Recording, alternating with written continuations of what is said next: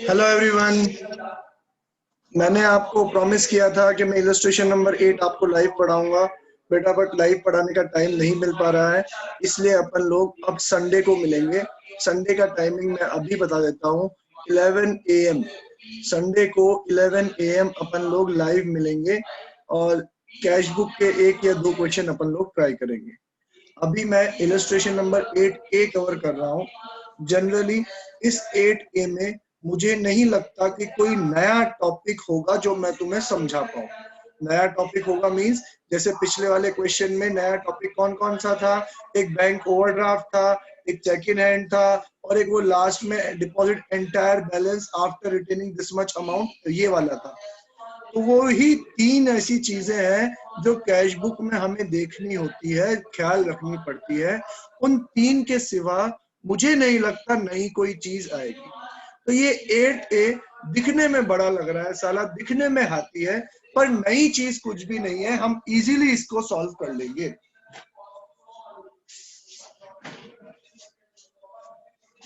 ये फॉर्मेट मैंने पिछले क्वेश्चन का कॉपी कर लिया है, जल्दी से इसको रब करके हम दोबारा से पढ़ना चालू करेंगे।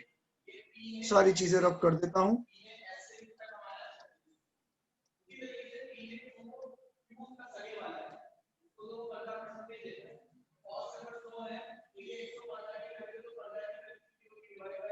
सबसे पहले enter the following transaction in the cash book with cash and bank column. ठीक है सर, कैश और बैंक कॉलम दो कॉलम बना दिए दोनों जगह। Also pass journal entries where necessary. ये कौन सी लाइन लिखी साला इसने, also pass journal entry where necessary. बेटा इनका कहने का मतलब ये है कि अगर कहीं पे कोई ऐसा ट्रांजेक्शन है जिसको आप ये जज करते हो कि यार ये वाला ट्रांजेक्शन तो कैश बुक में रिकॉर्ड हो ही नहीं सकता, एग्जाम्पल उधार का ट्रांजेक्शन है, तो अगर ये कैश बुक में रिकॉर्ड नहीं हो सकता तो फिर भाई साहब उसकी आप जर्नल एंट्री भी पास करके दिखाओ। ठीक है, अच्छा अब अगर मैं इस क्वेश्चन में कैश बुक और जर्नल एंट्री दोनों पास करने बैठूंगा तो ये क्वेश्चन बहुत लेंथी हो जाएगा बेटा। मेरी आधे घंटे की लिमिट होती है, क्योंकि आधे घंटे से ज्यादा का आपका ये वीडियो इफेक्टिव नहीं होता है। तो मैं अभी एक काम करते हैं, अपन जो अपन को जर्नल एंट्रीज पास करनी है उसको अपन मार्क कर लेते हैं। मार्क करने के बाद एंट्रीज मैं आपको नेक्स्ट वीडियो में समझाऊंगा। ठीक है, तो सबसे पहले कैश इन हैंड और बैंक ओवरड्राफ्ट। बेटा ये तो हमारा ओपनिंग बैलेंस है। ओपनिंग बैलेंस है तो जो कैश इन हैंड है वो तो असेट है, उसका बैलेंस तो डेबिट साइड आएगा, और जो बैंक ओवरड्राफ्ट है वो तो ओवरड्राफ्ट है, नेगेटिव बैलेंस है, ये हमारे लिए लाइबिलिटी है, और लाइबिलिटी का बैलेंस कौन सा साइड आता है, क्रेडिट साइड। असेट का बैलेंस डेबिट साइड, लाइबिलिटी का बैलेंस क्रेडिट साइड। आपको ये जानना है कि क्यों, तो पिछले वाला वीडियो देखो, इलस्ट्रेशन नंबर 7 वाला। मैं सेम लॉजिक बार बार नहीं समझा सकता। ठीक है, तो डेट डालते हैं 2020 1 अप्रैल। असेट है ओपनिंग बैलेंस 2, बैलेंस ओपनिंग है तो ब्रॉट डाउन। कितना है कैश का बैलेंस 6200, और बैंक का बैलेंस तो यहाँ पे वापस से 2020 1 अप्रैल, और ये वाली साइड है by balance brought down. Opening है तो ब्रॉट डाउन। ठीक है, डेबिट साइड है तो 2, क्रेडिट साइड है तो बाय। अमाउंट कितना है बैंक का 18,500। क्लियर, चलो नेक्स्ट।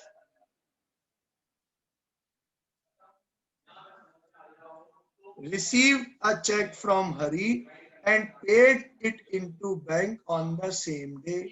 चेक रिसीव करते टाइम ख्याल रखना होता है कि बैंक में जमा कराया कि नहीं कराया। अगर बैंक में जमा करा दिया तो बैंक में एंट्री हो जाएगी, बैंक में नहीं जमा कराया तो ये चेक इन हैंड रह जाएगा, और चेक इन हैंड की एंट्री कैश बुक में नहीं होती। ओके, तो हाल फिलहाल तो हाथों हाथ बैंक में जमा करा दिया है, पैसा आया तो डेबिट। बाई 2 अप्रैल किसने दिया चेक, हरी ने, तो टू हरी अकाउंट। बैंक में चेक आया है तो बैंक में पैसा जमा हुआ है 1300। Okay, next. Receive a cheque from Vinod. BK Goyal साहब, भगवान, सारी ट्रांजैक्शन सिमिलर नेचर के एक साथ देके आपको इन ट्रांजैक्शन में फर्क समझा देते हैं। क्या फर्क समझाते हैं कि देख बेटा, रिसीव चेक फ्रॉम हरी और हाथों हाथ बता रहा हूं paid into bank on the same day, बोल दिया ना साथ साथ ही कि जमा करा दिया तो टू हरी आएगा, डायरेक्ट जमा हो जाएगा बैंक में।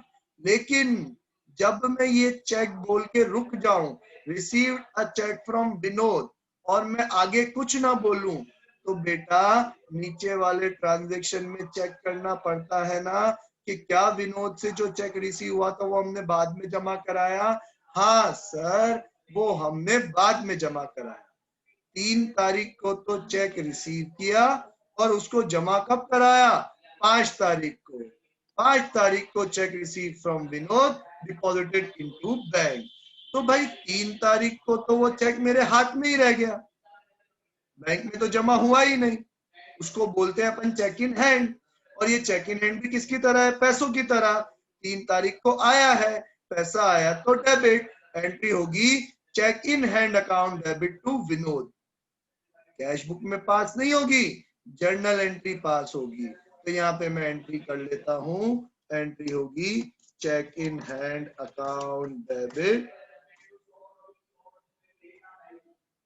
To Vinod account. अब देख लो बेटा, ये कल भी समझाया था कि इस एंट्री में ना कैश आ रहा है ना बैंक आ रहा है, तो ये वाली एंट्री तो कैश बुक में रिकॉर्ड नहीं होगी, ये तो आपको जर्नल में ही पास करनी पड़ेगी। क्या एंट्री पास करोगे? Cheque in hand account debit to Vinod account 3300। ठीक है। उसके बाद 5 तारीख को हम वो चेक बैंक में जमा करा रहे हैं। अब बैंक में पैसा आया तो डेबिट, तो बैंक अकाउंट में डेबिट साइड लिखेंगे अपन सर 5 अप्रैल टू, अब क्या जमा कराया आपने? Cheque in hand. अब टू विनोद मत लिखना, टू विनोद तो यहाँ नीचे आ गया ना, अब तो ये चेक जमा हो रहा है। अगर जर्नल एंट्री करते तो एंट्री पास करते bank account debit to cheque in hand account. Clear? ये एंट्री अगर जर्नल में पास करते तो, पर जिस एंट्री में अब बैंक या कैश आ जाए वो जर्नल में पास नहीं करते, वो कैश बुक में पास करते। बेटा बड़ा क्लियर बोलता हूं, कोई मिसकंसेप्ट कैरी मत कर लेना।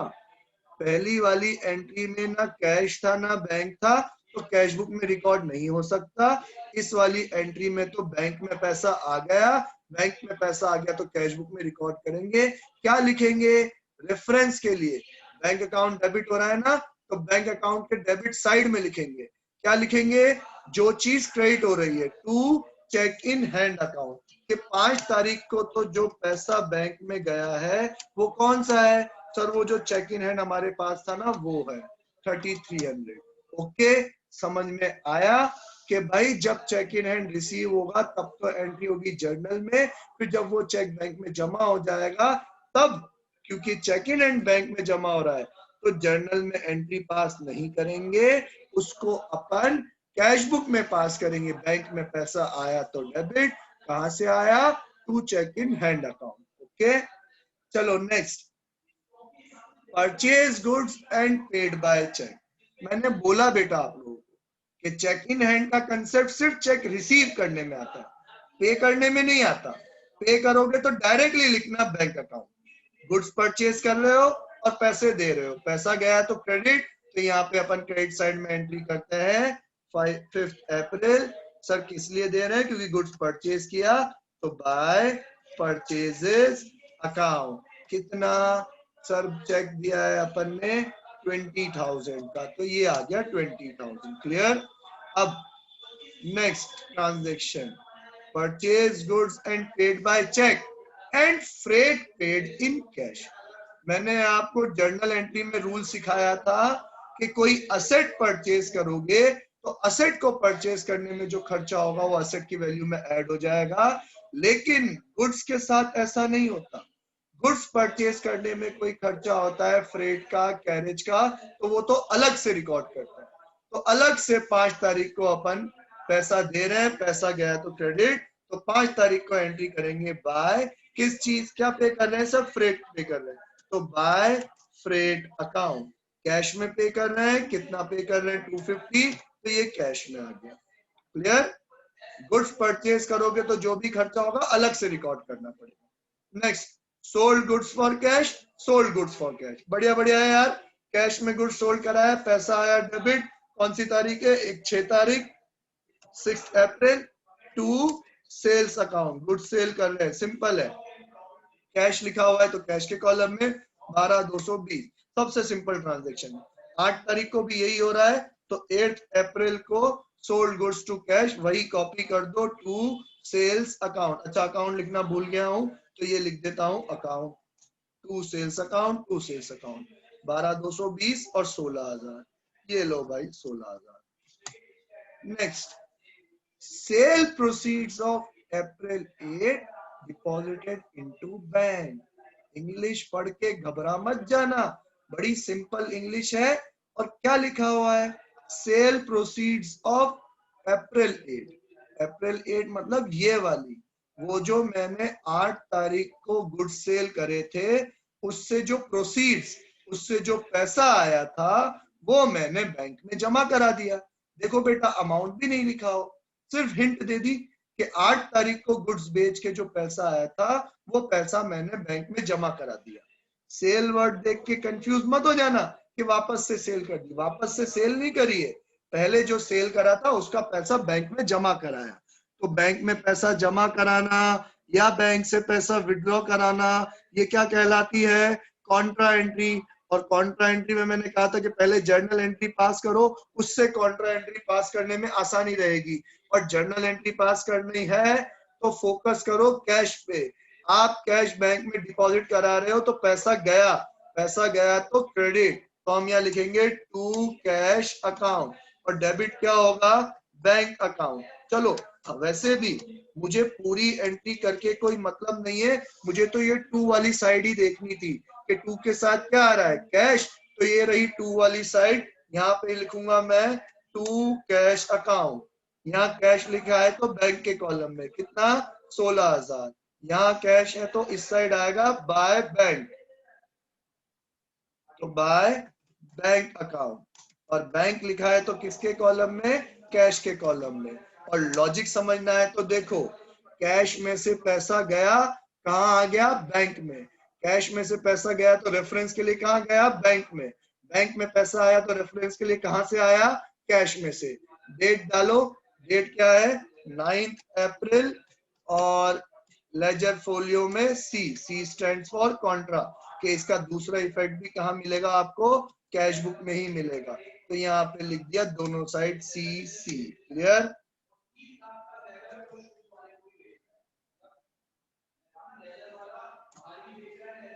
होप समझ में आया होगा, नहीं आया तो बेटा रिवाइंड करके देख लो, बहुत बार ये कॉन्ट्रा एंट्री समझा चुका हूं। अगला है withdrew cash for private use. Private use मतलब ड्राइंग, पैसा आपने विड्रॉ किया, क्या विड्रॉ किया, कैश। बेटा ये नहीं कह रखा withdrew cash from bank for private use, from bank थोड़ी लिखा है, सिर्फ लिखा हुआ है विड्रू कैश, मतलब बिजनेसमैन बिजनेस में से कैश ले गया, मेरे पास से पैसा गया तो क्रेडिट। तो यहाँ पे लिखता हूं मैं, डेट क्या है, 11 अप्रैल। सर पैसा गया, कहाँ गया, वो ले गया पर्सनल यूज के लिए, तो क्या है ये बेटा, सर ड्राइंग्स। तो बाय ड्राइंग्स अकाउंट कितना ले गया, चिंदी चोर सिर्फ 1,000 रुपए ले गया, तो कैश में से माइनस कर दिया।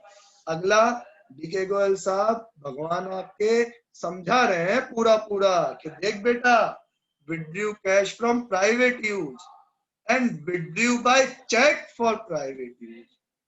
कैश विड्रू किया है तो कैश के कॉलम में, चेक से विड्रू किया है तो कहां जाएगा, चेक से विड्रू किया है तो कहां जाएगा, कमेंट सेक्शन में लिखो बैंक के कॉलम में। क्या लिखोगे कमेंट सेक्शन में, बैंक के कॉलम में। तो वापस से 12 अप्रैल को फिर से प्राइवेट यूज है तो ड्राइंग्स आएगा, और अब की बार पैसा गया है बैंक में से कितना, 5,000। बेटा बड़ी मेहनत लगती है वीडियो बनाने में भी, चीख चीख के बोलना पड़ता है। ऐसा ना हो कि आप वीडियो तो देख लो लेकिन होमवर्क तो कर ही नहीं रहे हो। प्लीज होमवर्क करते जाना, ठीक है, लाइटली मत लेना। और आप लोगों के लिए खुशखबरी, 21 सितंबर से गवर्नमेंट के ऑर्डर्स आ गए हैं, 9th क्लास से बड़े बच्चे को हम बुला सकते हैं। तो आप तो 11th में हो, तो प्लीज बैग पैक कर लेना, 21 से अपन लोग क्लासेस में मिलेंगे, ठीक है। Okay, next, goods purchase from Suresh on credit. On credit थे तो उधार की एंट्री है, उधार की एंट्री कैश बुक में नहीं होगी, तो सर मैं उसके जर्नल एंट्री पास कर देता हूँ, कोई बात नहीं। वैसे मैंने बोला था कल बताऊंगा, लेकिन चलो आज ही बता देता हूँ। Goods purchase from Suresh, purchase मेरे लिए खर्चा है, परचेज खर्चा मेरा इंक्रीज हो गया तो debit, purchases account debit to, किससे परचेज किया, सुरेश से, तो टू सुरेश अकाउंट। सुरेश मेरे लिए लाइबिलिटी है, क्रेडिटर, लाइबिलिटी मेरी इंक्रीज हो गई तो डेबिट। कितने का माल परचेज किया भाई, 2500, बस, तो 2500, होप समझ में आ रहा होगा। Paid to Suresh by cheque, अब मैंने सुरेश को पैसे दे दिए, पैसा गया तो क्रेडिट, इस साइड एंट्री करेंगे। कितनी तारीख है, 16 अप्रैल है, पे कर रहा हूं किसको, सुरेश को, तो बाय सुरेश अकाउंट, चेक से पे किया है तो बैंक के कॉलम में 2500, ओके। फिर receive a cheque from Ajay, not bank, not bank मतलब बैंक में जमा नहीं कराया।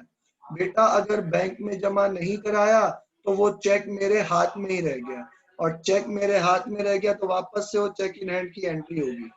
क्योंकि चेक इन हैंड है, बैंक में तो जमा हो ही नहीं रहा है, तो बैंक कैश बुक में एंट्री नहीं होगी, जर्नल में एंट्री करेंगे। Cheque in hand account debit to, किससे आया, अजय से, तो टू अजय अकाउंट। कितने का भाई, क्या हो गया ये,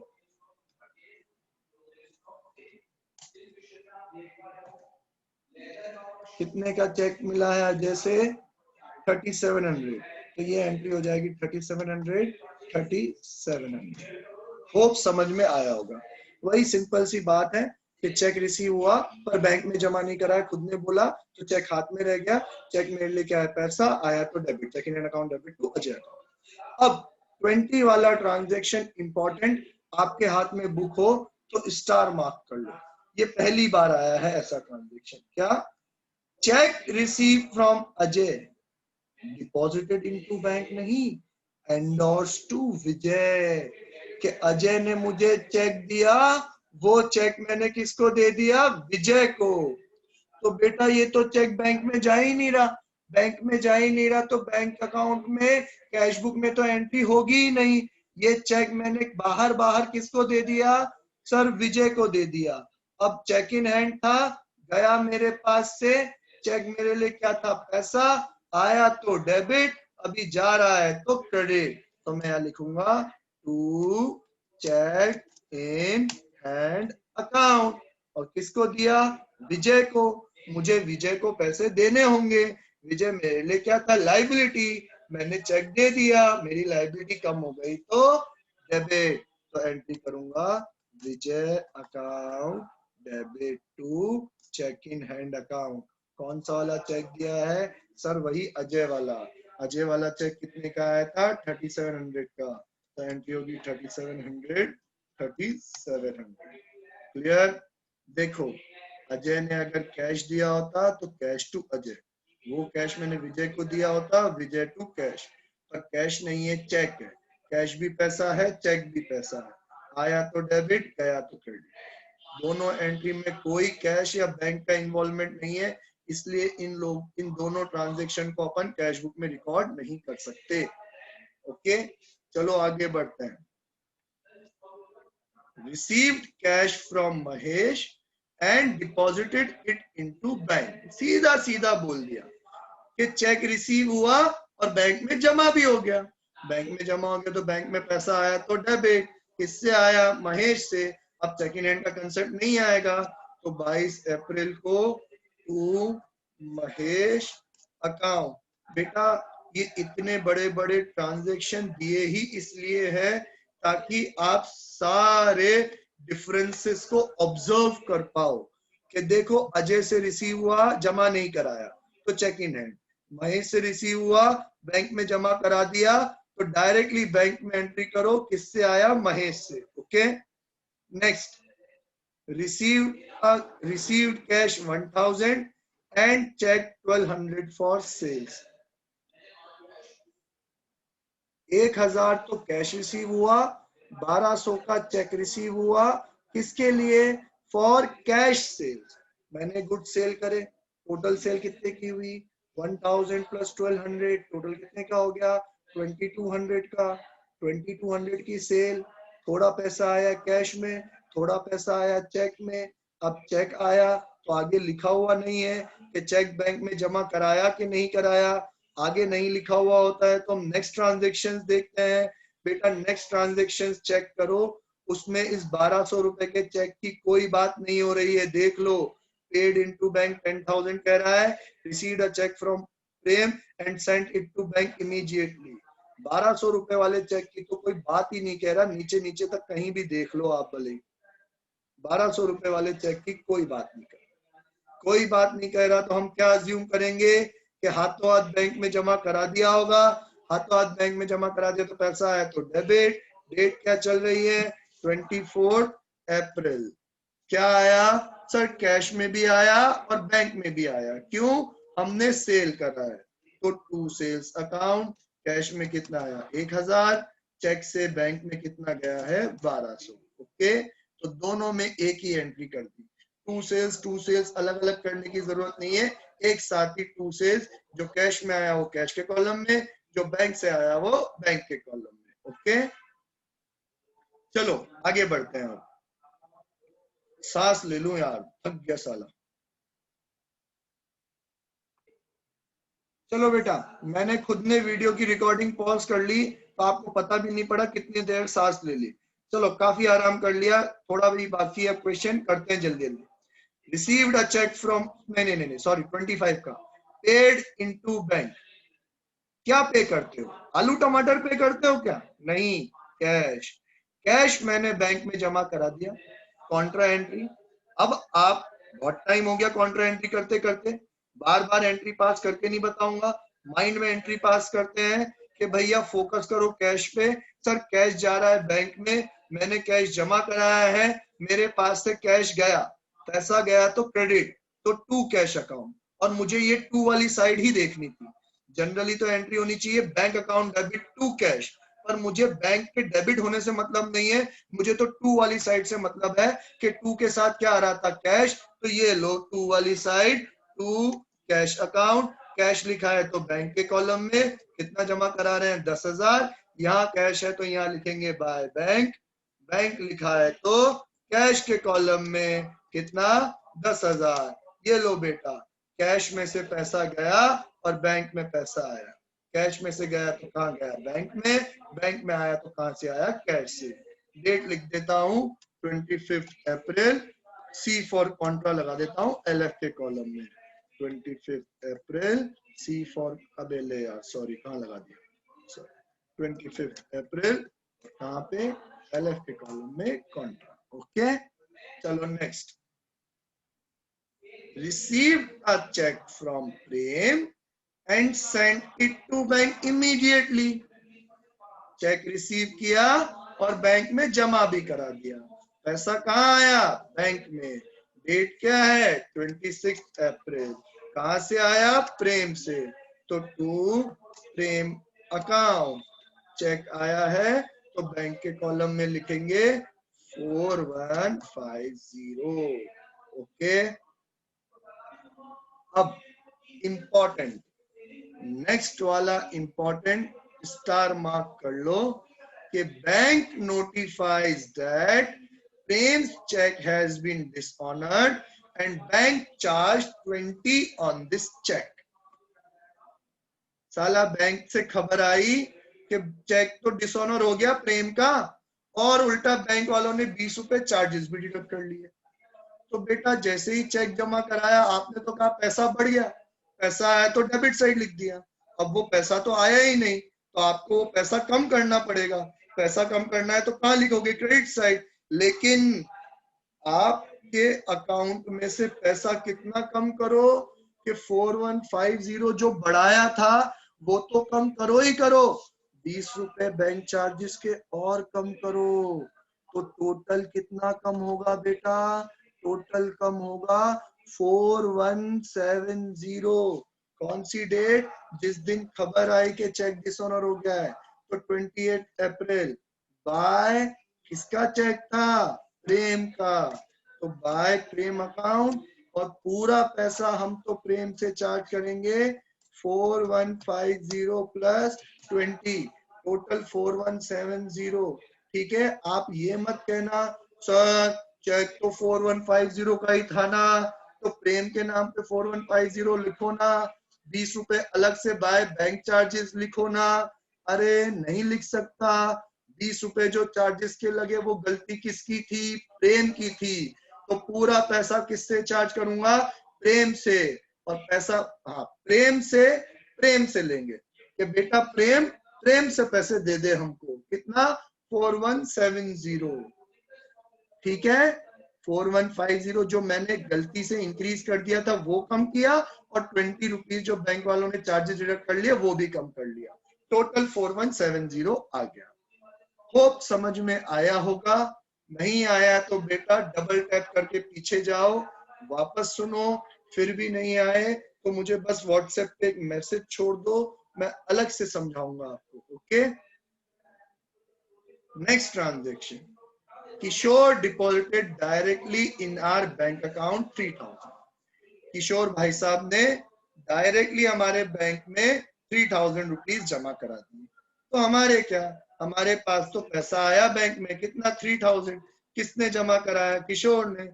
तो टू किशोर अकाउंट कितना? 3000। डेट क्या है? 28 अप्रैल। तो यहाँ पे लिख दिया मैंने 28 अप्रैल। क्लियर? टू के किशोर नहीं है, सिंगल के आएगा भाई। To Kishore account. Okay, 3000 direct bank में पैसा। Then bank has charge 60 for bank charges and interest on overdraft 720। Bank ने चार्ज किया है। चार्ज किया है मतलब बैंक ने आपके खाते में से पैसे डिडक्ट कर लिए। किस किस बात के?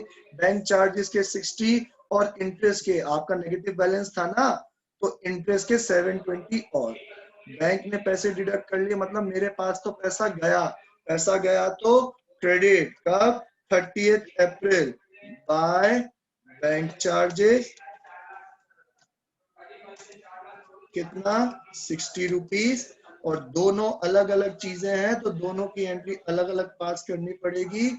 बाय इंटरेस्ट अकाउंट कितना? 720। ये लो भाई, हो गया हिसाब। बैंक चार्जेस के 60 रुपए डिडक्ट हो गए, इंटरेस्ट के 720 डिडक्ट हो गए। सारे ट्रांजेक्शन खत्म। और देख लो बेटा, मैंने कहा था जनरल एंट्री बाद में बताऊंगा, पर जनरल एंट्री भी मैंने हाथों हाथ बता दी आपको। अब सिर्फ बैलेंस निकालना है। बैलेंस कैसे निकलेगा? सर टोटल रिसिप्ट्स निकालो कि टोटल रिसिप्ट्स कितनी हुई। टोटल पेमेंट्स निकालो कि टोटल पेमेंट्स कितना हुआ। दोनों साइड का टोटल करना है अपन को।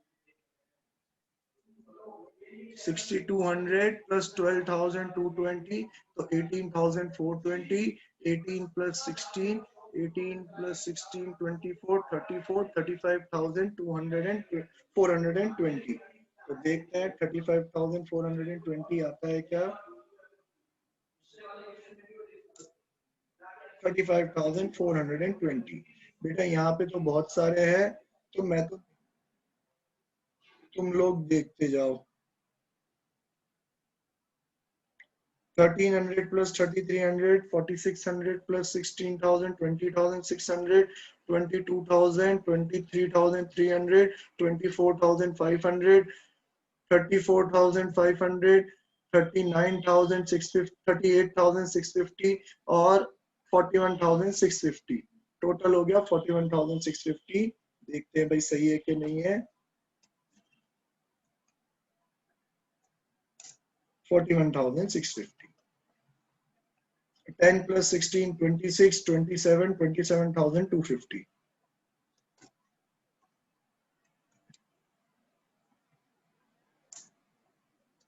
और आखिरी वाला तो मैं डायरेक्ट निकाल लेता हूँ यार, हर बार क्या मेरा इम्तिहान लेते हो।